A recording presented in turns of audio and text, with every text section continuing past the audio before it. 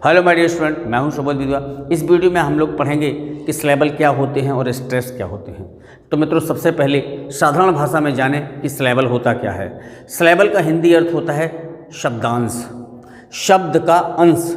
अंश का मतलब एक भाग, यानी किसी वर्ड का एक हिस्सा शब्दांश कहलाता है, अर्थात सिलेबल कहलाता है। ठीक है, तो सिलेबल का मतलब ही है कि a syllable is a unit of a word. एक वर्ड का यूनिट होता है, पार्ट होता है, मतलब अंश होता है, इसलिए उसको हम लोग शब्दांश कहते हैं। That has a single vowel sound, उसमें एक सिंगल वोवेल साउंड होता है। ठीक है, जैसे हम कोई वर्ड ले लें, हमने वर्ड लिया पर्सन, PERSON, पर्सन लिया।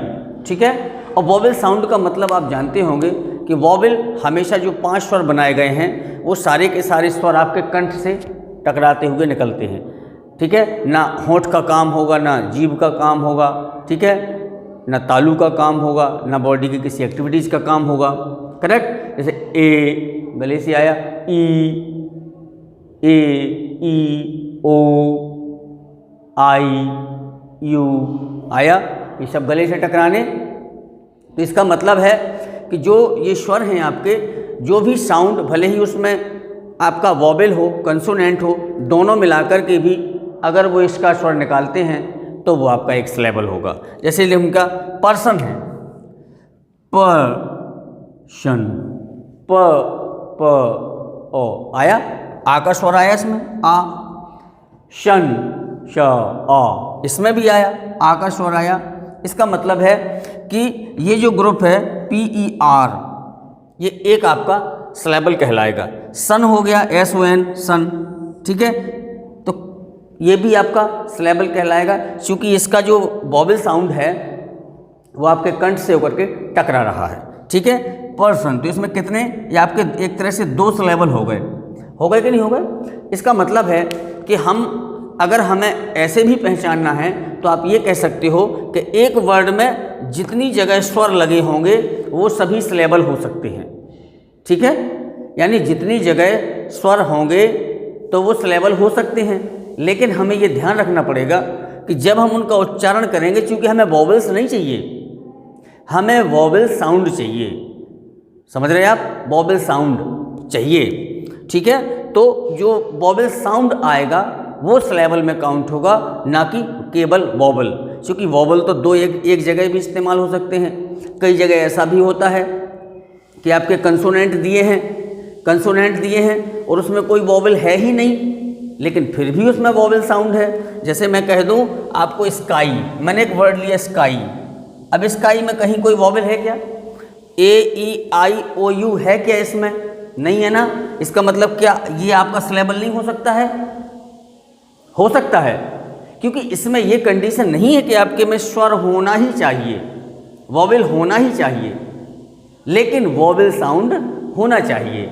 इसके लिए आपको हिंदी के स्वर का भी पढ़ना जरूरी है, यानी आपको आ से औ तक हिंदी के स्वर भी पढ़ने पड़ेंगे। क्योंकि हम लोग क्या करते, हिंदी भाषी हैं तो उच्चारण हमें हिंदी से ही समझना पड़ेगा। कभी कभी क्या है, जब कोई साइलेंट लेटर होता है, साइलेंट वर्ड होता है, तब हम वहाँ हिंदी के उच्चारण से ही पता करते हैं ना। चलिए, जैसे स्काई है, स्काई को आप कैसे लिखोगे? स्काई, ऐसे लिखेंगे ना आप, स्काई लिखेंगे, बल्कि स्काई। ठीक है, स्काई लिखा जाता है इसको, स्काई। ठीक है, स्काई आपने लिखा। अब इसको जब आप डिवाइड करेंगे तो हिंदी का स्वर तो दिया ना यहाँ पर, आ दिया, स्काई। ठीक है ना, स्काई दिया। अब हम कहते हैं ड्राई, DRY, हमने लिखा ड्राई, लिखा। ये भी तो, इसमें भी तो कोई DRY, इसमें भी तो कोई वोवेल नहीं है ना, लेकिन फिर भी वोवेल साउंड है। ड्राई में सूखा, जहाँ पता है आपको। इसको आप कैसे लिखोगे? ड्राई, ऐसे लिखेंगे ना आप। लेकिन जब हिंदी के स्वरों का आपको पता होगा तभी तो आप इसमें से वोवेल साउंड छांट पाएंगे। तो इसमें ड्रा में आ का स्वर आ रहा, कैसे लिखेंगे आप इसको लिखेंगे इस तरह से। आपने लिखा ड्रा आ या, ड्राई, ड्रा धन बड़ा आ और या, ये ड्राई लिखा आपने। इसका मतलब इसमें वोवेल साउंड है, कहने का आशय। अगर वर्ड में वॉवेल नहीं है इसके बाद भी वो सिलेबल हो सकता है, क्योंकि हमें वॉवेल साउंड की ज़रूरत होती है पहचानने की, वॉवेल की नहीं। ठीक है, तो ये कन्फ्यूजन क्लियर हुआ कि आपका वॉवेल होना, स्वर होना आवश्यक नहीं है, बल्कि स्वर ध्वनि होना आवश्यक है। अब आप ड्राई को बोलिए तो गले से टकराएगा, ड्राई ड्राई, गले टकरा है ना, ट्राई ट्राई। ठीक है, तो इसमें इसको आप क्या कहेंगे, ये आपका क्या कहलाएगा, सिलेबल कहलाएगा। अब देखते हैं कि सिलेबल कितने तरह से देखते हैं। तो सिलेबल का पहला पार्ट देखते हैं, इसमें कहते हैं मोनोसिलेबल। मोनोसिलेबल का मतलब होता है सिंगल सिलेबल, एक ही सिलेबल होगा उसमें। ठीक है, एक ही सिलेबल होता है, एक ही सिलेबल होगा तो वो एक वर्ड होगा। मैंने बताया भी है कि एक सिलेबल भी पूर्ण वर्ड हो सकता है और होता है। ठीक है, 2 सिलेबल 3 सिलेबल अलग अलग होते हैं। पहला है मोनोसिलेबल, इसका मतलब है, मोनोसिलेबल का मतलब there is a single vowel sound. ठीक, जैसे मैंने लिखा ट्री, ट्री लिखा है, ट्री आप हिंदी में कैसे लिखेंगे, ट्री लिखेंगे ऐसे, ट्री लिखा ट्री, तो ट्रा और बड़ी ई, ट्री ट्री, एक ही बार आया ट्री, एक बार कंठ से निकलाया, अर्थात इसमें स्वर ध्वनि है, एक है। बैट, बै बै बै, बैट, टा बाद में आया बै, तो ये क्या है, इसमें एक सिलेबल है बै, फिर टा, इसमें एक ही मात्रा है तो ये सिंगल सिलेबल है। बैट, पैन, पै पै, फ्री फ्री, ई आया लास्ट में, अर्थात इनमें एक सिलेबल के वर्ड हैं ये सभी, क्योंकि एक ही बार ये कंठ से टकरा रहे हैं, अर्थात ये एक ही बार स्वर ध्वनि दे रहे हैं। नंबर 2 कहलाता है डाई सिलेबल। डाई सिलेबल का मतलब है कि इसमें 2 सिलेबल होते हैं, एक वर्ड में 2 सिलेबल। 2 सिलेबल कैसे पता करें, जैसे मैं दिया विंडो, विंडो, विन इन, वी वी वी, विन, डो डो ओ, गले से टकराया, विन एक वर्ड, डो दूसरा पार्ट, यानी ये पहला पार्ट ये दूसरा पार्ट, तो कितने सिलेबल हो गए, पहला दूसरा, विंडो। टाइटल, टा टा आ, टाई, ठीक है, टाई तल, 2 सिलेबल। पर्सन, प अ, पर प प स सन, प सन, क्या हुआ, 2 सिलेबल इसमें हो गए। रियल, अब देखिए इसमें आपने देखा इसमें 2 स्वर हैं, इन सब में आपको एक एक स्वर मिल रहा, एक एक मिल रहा, तो आपने देखा कि 2 जगह स्वर हैं तो हमने 2 सिलेबल कह दिया। टाइटल में भी टाई अलग है, टल आ, इसमें आ का, लेकिन ये जो TLE लिखा है इसमें आ का स्वर निकल रहा है, टाई ट टल आ निकल रहा। यहाँ भी देखो एक स्वर दिया है, यहाँ स्वर दिया, तो आप समझ गए कि ये आपका सिलेबल होगा, दूसरा सिलेबल ये होगा। लेकिन जब डबल स्वर मिलेगा तो जरूरी नहीं कि वो एक ही वोवेल साउंड में गिना जाए। जैसे रियल लिखा है, रियल, रिया, रिया ल, रियल, क्या पढ़ते, रियल, री हिंदी में लिखेंगे तो समझ में आ जाएगा, री अल, अल आया, रा में ई लगा, छोटी रियल, तो ये आपका एक आपका वोवेल साउंड होगा, री री री अल, बोले आप इसको री, गले से बोल रहे री अल हैं, यानी गले में जितनी बार झटका लगेगा उतने आपके सिलेबल कहलाएंगे। बायो, अब बायो में देखें आप BIO, 2 स्वर हैं, आप तो कहें इसमें फिर एक ही सिलेबल होना चाहिए, ठीक है, लेकिन मैंने इसलिए तो कहा था अभी कि आपको हिंदी के स्वरों का उच्चारण भी होना चाहिए। जब तक आप हिंदी से उच्चारित नहीं करते हैं तब तक आप सिलेबल अच्छे तरीके से, सही तरीके से नहीं खोज सकते हैं।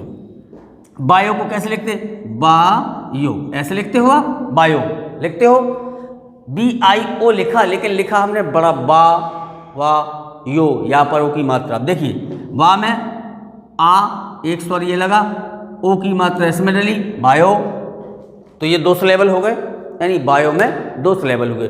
2 सिलेबल को कहते हैं डाई सिलेबल। जिन वर्ड्स में 3 सिलेबल होते हैं उनको कहते हैं ट्राई सिलेबल। ये ट्राई सिलेबल है, इसमें 3 होंगे, ठीक है। जितने टुकड़े आप करते चले जाओगे वर्ड के उतने सिलेबल होंगे और वो टुकड़े आपके कंठ से टकराने चाहिए। जैसे वंडरफुल, वंडरफुल, वन, एक स्वर पकड़ लो पहले, DER डर, FUL फुल, वंडरफुल, हुआ कि नहीं? इसमें कितना हुआ? वन, वन, वन, डर, फू, यू का आ रहा वंडरफुल। वंडर में आ यहाँ आ रहा, ड आ यहाँ आ रहा, फू ऊ यहाँ आ रहा, यानी आ ऊ, 3 वोवेल साउंड निकले। तो ये क्या कहलाएगा? ट्राइस लेवल। इस अर्थात इसमें 3 सिलेबल है। ठीक है। अगला है मिस फॉर्चून। मिस फॉर्चून आप ऐसे भी बोल लिया करो, कोई दिक्कत नहीं, इसमें ही पता चलता है। क्योंकि ये हमें अंग्रेजी रीडिंग में बहुत महत्वपूर्ण है, ये अंग्रेजी रीडिंग में बहुत महत्वपूर्ण है। Miss Fortune, miss Fortune, 3 syllable हो गए। अब कैसे? मिस में ई, फॉर में ओ, चून में ऊ, लो मिस फॉर्चून, 3 स्वर साउंड निकले और तीनों अलग अलग हैं, एक वर्ड में है, तो ये 3 सिलेबल हो गए। डिपार्टमेंट, अगला वर्ड है डिपार्टमेंट। डिपार्टमेंट में आप देखें, डिपार्टमेंट है, डिपार्टमेंट, अलग अलग किया हमने। वैसे तो हमने अलग कर दिया, लेकिन कोई आप जब बोलेंगे डी, ई का स्वर है पार्ट, आ का स्वर है मेंट, में ए का स्वर है डिपार्टमेंट, डिपार्टमेंट। ठीक है। आए तो ये क्या हुआ आपका? 3 हो गए, डिपार्टमेंट, 3 सिलेबल हो गए। तो ये आपका कहलाएगा ट्राई सिलेबल। चौथा है आपका पॉलिस लेवल। पॉलिस लेवल में 3 से ऊपर जितने भी हो, 4 हो सकते, 5 हो सकते, 6 हो सकते, जितने भी हो सकते हैं, वो सारे सिलेबल पॉलिस लेवल के अंतर्गत आएंगे। वो वर्ड आएंगे, कहाँ आएंगे?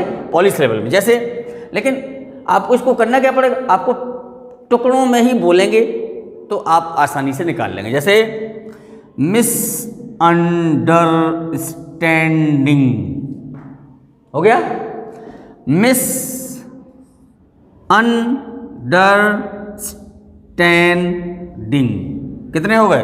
1 2 3 4 5 सिलेबल हो गए, यानी 5 टुकड़ों से मिलकर के एक वर्ड बना है। अब इनका वोकल साउंड पकड़ लो, कंठ से जो स्वर निकलता है वोवेल साउंड में, मिस, मिस, ई, अन में आ, डर, आ, स्टैंड में ए, डिंग में इंग, ई। समझ गए? क्या हो गया? मिसअंडरस्टैंडिंग, ई, आ, ए, ई, कितने हो गए? 1 2 3 4 5, यानी 5 इसमें सिलेबल के जो वोवेल साउंड हैं वो वोवेल साउंड 5 निकल रहे हैं सिलेबल के। अब देखते हैं हम लोग स्ट्रेस। स्ट्रेस का आशय है कि जब हम शब्द को बोलते हैं तो किसी न किसी सिलेबल पर स्ट्रेस करते हैं, जोर डालते हैं, यानी कोई ना कोई ऐसा बीच का सिलेबल होगा जिस पर हमें जोर डालना पड़ेगा, दबाव डालना पड़ेगा, बल डालना पड़ेगा। ठीक है। तो हम उसको थोड़ा बल देते हुए उसको प्रोनाउंस करते हैं, उच्चारित करते हैं। चलिए हम कुछ शब्दों के माध्यम से देखते हैं कि अब इनमें सिलेबल कितने हैं और इन पर स्ट्रेस कहाँ पड़ेगा, स्ट्रेस कैसे पता करें। चलिए देखिए, जैसे मैंने पहला शब्द कहा हैप्पी, ये हैप्पी है। ठीक है, हैप्पी। अब आप देखना, जिस पे हम हल्का फोर्स लगाएंगे वो स्ट्रेस उस पर होगा, और जो धीरे से निकल जाएगा उस पर स्ट्रेस नहीं होगा। जैसे देखें, मैंने कहा हैप्पी, हैप्पी, एच पर आ रहा, हैप पे आ रहा, हैप्पी, पी नीचे धीरे से जा रहा, तो इसका मतलब हैप्पी, इस पर आपका स्ट्रेस है। ठीक है। दूसरा यूजफुल, मैंने बोला यूजफुल, अब आप बोलिए यूजफुल, यूजफुल, यूजफुल, ऐसे तो बोलते नहीं है, यूजफुल नहीं बोलते ना, क्या बोलते? यूजफुल, है ना।